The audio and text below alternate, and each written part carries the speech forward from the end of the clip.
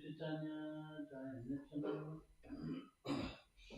Jaya Advaita Chandra, Jaya Gaura Bhaktivinoda, Jaya Jaya Shri Chaitanya, Jaya Nityananda, Jaya Advaita Chandra, Jaya Gaura Bhaktivinoda. Imaginino chapter 22, text 1. The process of devotion service. I offer my respectful obeisance unto Lord Sri Chaitanya Mahaprabhu. He is an ocean of transcendental mercy. And although the subject matter of Bhakti Yoga is very confidential, he has nonetheless manifested it so nicely, even in this age of Kali, the age of quarrel. All glories to Sri Chaitanya Mahaprabhu, all glories to Nityananda Prabhu, all glories to Advaita Chandra, and all glories to all the devotees of Sri Chaitanya Mahaprabhu. Sri Chaitanya Mahaprabhu said, I have described one's relationship with Krishna in various ways. This is the subject matter of all the Vedas. Krishna is the center of all activities. Now I shall speak about the characteristics of devotion service, by which one can attain the shelter of Krishna and his loving transcendental service. A human being's activity should be centered only on devotion service to Lord Krishna. That is the verdict of all Vedic literatures, and all saintly people have firmly concluded this. When the mother Vedas, Shruti, is questioned as to whom to worship, she says that you are the only Lord and worshipable object. Similarly, the corollaries of Shruti Shastras, the Smriti Shastras, give the same instructions, just like sisters. The Puranas, which are like brothers, follow in the footsteps of their mother, O enemy of the demon Mura. The conclusion is that you are the only shelter. Now I have understood this in truth. This quotation from the Vedic literature was spoken to the Lord by great sages. Krishna is the non-dual absolute truth, the Supreme Personality of Godhead. Although he is one, he maintains different personal expansions and energies for his pastimes. Purport. The Lord has many potencies, and he is non-different from all these potencies. Because the potencies and the potent cannot be separated, they are identical. Krishna is described as the source of all potencies, and he is also identified with the external potency, the material energy. Krishna also has internal potencies or spiritual potencies, which are always engaged in his personal service. His internal potency is different from his external potency. Krishna's internal potency and Krishna himself, who is the potent, are always identical. Krishna expands himself in many forms. Some of them are personal expansions and some are separate expansions. Thus he performs pastimes in both the spiritual and the material worlds. The spiritual worlds are the Vaikuntha planets, and the material universes are the Brahmandas, gigantic globes governed by Lord Brahma. Expansions of his personal self, like the quadruple manifestations of Sankarshan, Pradyumna, Aniruddha, and Vasudeva, descend as incarnations from Vaikuntha to this material world. The separated expansions are the living entities. Although they are expansions of Krishna, they are counted among his different potencies. The personal expansions are known as Vishnu Tattva, and the separated expansions are known as Jiva Tattva. Although the Jivas, or living entities, are part and parcel of the Supreme Personality of Godhead, they are still counted among his multi-potencies. This is fully described by Lord Krishna in Bhagavad Gita 7.5. Apiram itastam jamyam Vikatim Vidi Me Param, Jiva Bhutam Mahamba Lo, Yayidam Duryate Jagat.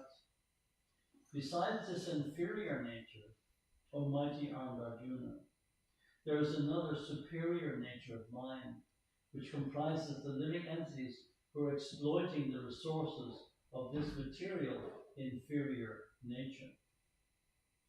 Although the living entities are Krishna's parts and parcels, they are Prakriti, not Purusha. Sometimes Prakriti, a living entity, attempts to imitate the activities of the Purusha. Due to a poor fund of knowledge, living entities conditioned in this material world claim to be God. They are thus illusions. A living entity cannot be on the level of a Vishnu Tattva or the personality of Godhead at any stage. Therefore, it is ludicrous for a living entity to claim to be God. Advanced spiritualists would never accept such a thing. Such claims are made to cheat ordinary foolish people. The Krishna consciousness movement declares war against such bogus incarnations. The bogus propaganda put out by people claiming to be God has killed God consciousness all over the world.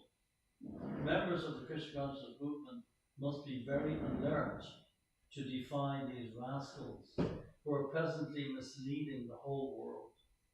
One such rascal, known as Pondraka, appeared before Lord Krishna, and the Lord immediately killed him. Of course, those who are Krishna's servants cannot kill such such imitation gods, but they should try their best to defeat them through evidence of Shastra, authentic knowledge received through the disciplic succession. The living entities, or jivas, are divided into two categories. Some are eternally liberated and others are eternally conditioned. Those who are eternally liberated are always awake to Krishna consciousness, and they render transcendental loving service at the feet of Lord Krishna. They are to be considered eternal associates of Krishna, and they are eternally enjoying the transcendental bliss of serving Krishna. Apart from the ever-liberated devotees, there are the conditioned souls who always turn away from the service of the Lord. They are perpetually conditioned in this material world and are subjected to the material tribulations brought about by different bodily forms in hellish conditions. Due to his being opposed to Krishna consciousness, the conditioned soul is punished by the witch of the external energy, Maya. He is thus ready to suffer the threefold miseries brought about by the body and mind, the inimical behavior of other living entities, and natural disturbances caused by the demigods. In this way, the conditioned soul becomes the servant of lusty desires, and when these are not fulfilled, he becomes the servant of anger and continues to be kicked by the external energy, Maya. Wandering and wandering throughout the universe, he may by chance get the association of a devotee physician whose instructions and hymns make the witch of the external energy flee. The conditioned soul thus gets into touch with devotional service to Lord Krishna, and in this way he can approach nearer and nearer to the Lord. Purport. An explanation of verses 8 through 15 is given by Srila Bhaktivinoda Thakur in his Amrita Prabhaha Bhasya. The Lord is spread throughout the creation in his quadruple expansions and incarnations. Krishna is fully represented with all potencies in each and every personal extension. But the living entities, although separated expansions, are also considered one of the Lord's energies. The living entities are divided into two categories: the eternally liberated and the eternally conditioned. Those who are ever liberated never come in contact with Maya, the external energy. The ever-conditioned souls are always under the clutches of the external energy. This is described by Lord Krishna in Bhagavad Gita. This divine energy of mind, consisting of the three modes of material nature, is difficult to overcome. The Nitya Balas are always conditioned by the external energy, and the Nitya Muktas never come in contact with the external energy. Sometimes an ever-liberated personal associate of the Supreme Personality of Godhead descends into this universe just as the Lord descends. Although working for the liberation of conditioned souls, the messenger of the Supreme Lord remains untouched by the material energy. Generally, ever-liberated personalities live in the spiritual world as associates of Lord Krishna, and they are known as Krishna Parishada, associates of the Lord. Their only business is enjoying Lord Krishna's company. And even though such eternally liberated persons come within this material world to serve the Lord's purpose, they enjoy Lord Krishna's company without stoppage. The ever-liberated person who works on Krishna's behalf enjoys Lord Krishna's company through his engagement. The ever-conditioned soul, provoked by lusty desires to enjoy the material world, is forced to transmigrate from one body to another. Sometimes he is elevated to higher planetary systems, and sometimes he is degraded to hellish planets and subjected to the tribulations of the external energy. Due to being conditioned by the external energy, the conditioned soul within this material world gets two kinds of bodies: a gross material body and a subtle material body, composed of mind, intelligence, and ego. Due to the gross and subtle bodies, he is subjected to the threefold miseries: Adhyatmika, Adibodhika, and Adidaivika. Miseries arising from the body and mind, other living entities, and natural disturbances caused by demigods from higher planetary systems. The conditioned soul subjected to the threefold miseries, material miseries, is ceaselessly kicked by Maya, and this is his disease.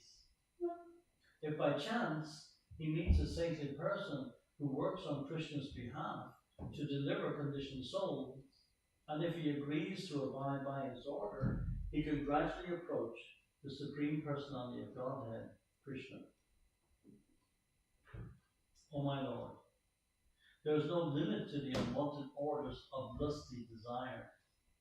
Although I have rendered these desires so much service, they have not shown me any mercy. I have not been ashamed to serve them, nor have I even desired to give them up. O my Lord, O head of the Yadu dynasty, recently, however, my intelligence has been awakened, and now I am giving them up. Due to transcendental intelligence, I now refuse to obey the unwanted orders of these desires. And now I come to you to surrender myself at your fearless lotus feet. Kindly engage me in your personal service and save me.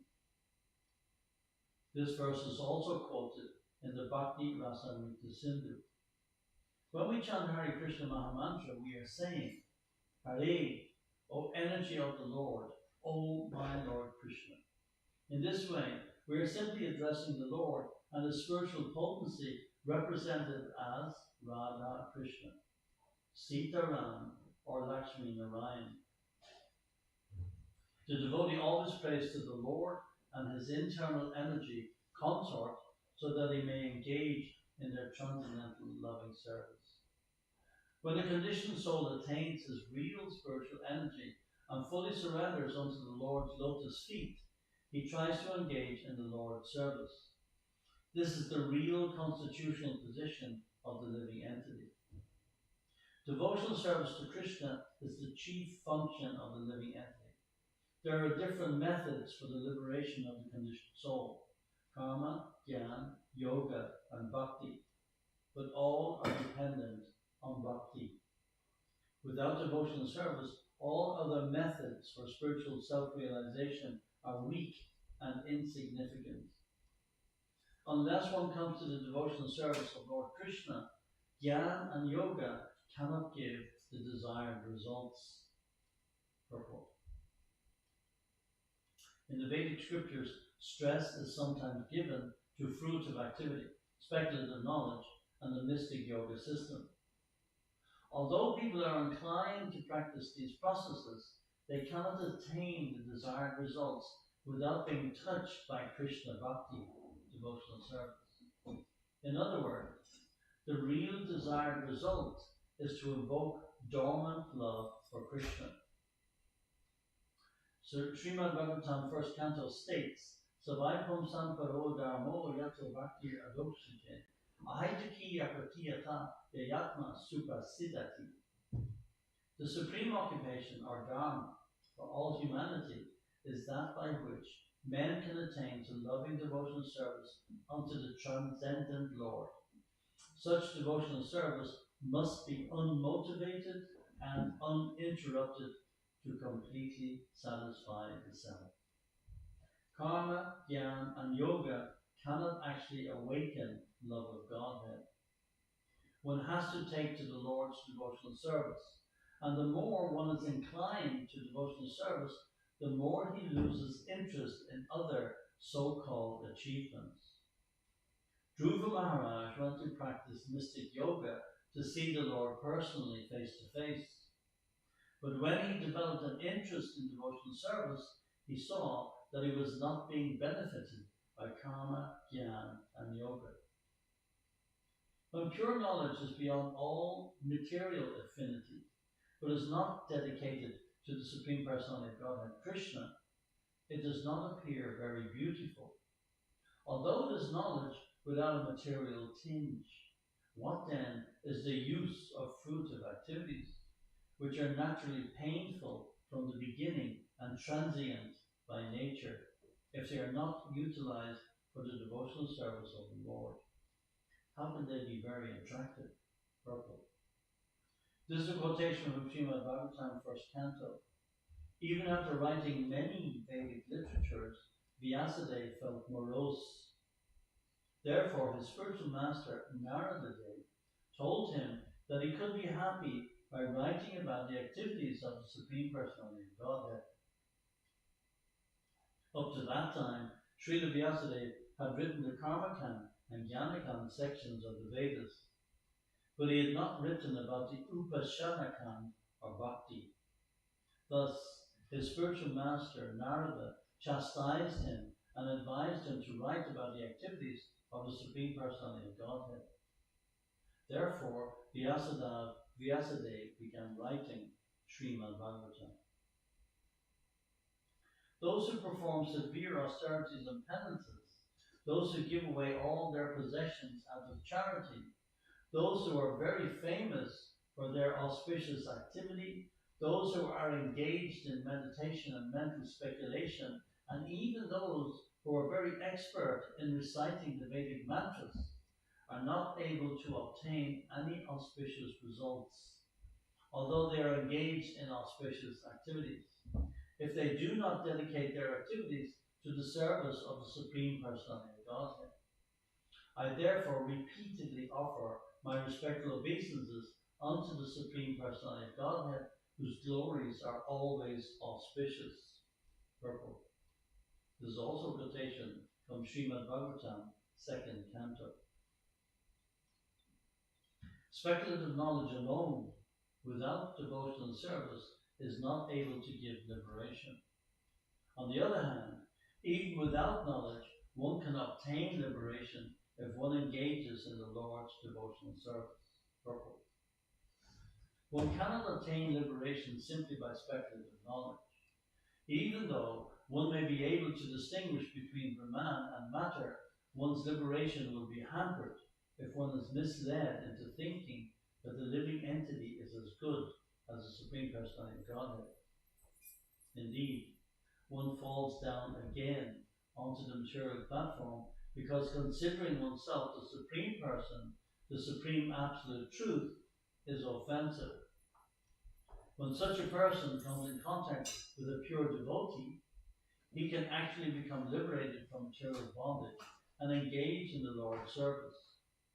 A prayer by Bilvamangala Thakur is relevant here. O my Lord, if one engages in your pure devotional service with determination, you become visible in your original transcendental youthful form as the Supreme Personality of Godhead. As far as liberation is concerned, she stands before the devotee with folded hands, waiting to render service. Religion, economic development, and sense gratification are all automatically attained without separate endeavor. Krishna Charitamrita. My dear Lord, devotional service unto you is the only auspicious path. If one gives it up simply for speculative knowledge or the understanding that these living beings are spirit souls and the material world is false, he undergoes a great deal of trouble. He only gains troublesome and inauspicious activities. His endeavors are like beating a husk that is already devoid of rice. His labor becomes fruitless. This is a verse from Srimad Bhagavatam 10th canto. This divine energy of mind, consisting of the three modes of material nature, is difficult to overcome. For those who have surrendered unto me can easily cross beyond it. Bhagavad Gita 7:14. The living entity is bound around the neck by a chain of Maya because he has forgotten that he is eternally the servant of Krishna. If the conditioned soul engages in the service of the Lord and simultaneously carries out the orders of his spiritual master and serves him, he can get out of the clutches of Maya and become eligible for shelter at Krishna's lotus feet. Purport. It is a fact that every living entity is eternally a servant of Krishna. This is forgotten due to the influence of Maya, which induces one to believe in material happiness. Being illusioned by Maya, one thinks that material happiness is the only desirable object. This material consciousness is like a chain around the neck of the conditioned soul. As long as he is bound to that conception, he cannot get out of Maya's clutches. However, if by Krishna's mercy he gets in touch with a bona fide spiritual master, abides by his order, and serves him, engaging other conditioned souls in the Lord's service, he then attains liberation and Lord Sri Krishna's shelter. The followers of the Varnashram institution accept the regular principles of the four orders of the social society: Brahman, Kshatriya, Vaishya, and Shudra, and four spiritual orders: Brahmacharya, Grihastha, Vanaprastha, and Sannyas. However, if one carries out the regular principles of these orders, but does not render transcendental service to Krishna, he falls into a hellish condition of material life. Purport. One may be a Brahman, Kshatriya, Vaishya, or Sudra, or one may perfectly follow the spiritual principles of Brahmacharya, Grihastha, Vanaprastha, and Sannyas, but ultimately one falls down into a hellish condition unless one becomes a devotee. Without developing one's dormant Krishna consciousness, one cannot be factually elevated. The regular principles of Varnashram Dharma in themselves are insufficient for attainment of the highest perfection. This is confirmed in the following two quotations from Srimad Bhagavatam, 11th canto. So we finish there and continue tomorrow evening from text 27, the process of devotional service. Sri Chaitanya Charitamrita ki jai. Sri Prabhupada ki jai. Sri Chaitanya Mahaprabhu ki jai.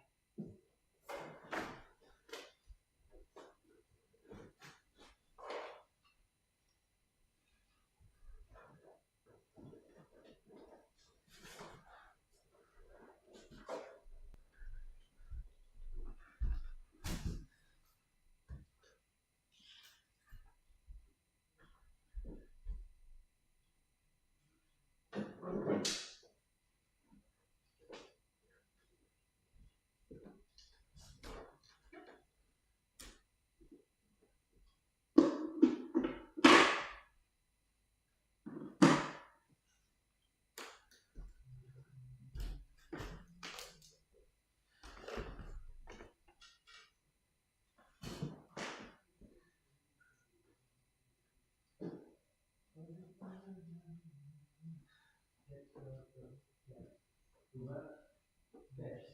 Sorry? Veg. Oh, it's wet. Yeah, yeah.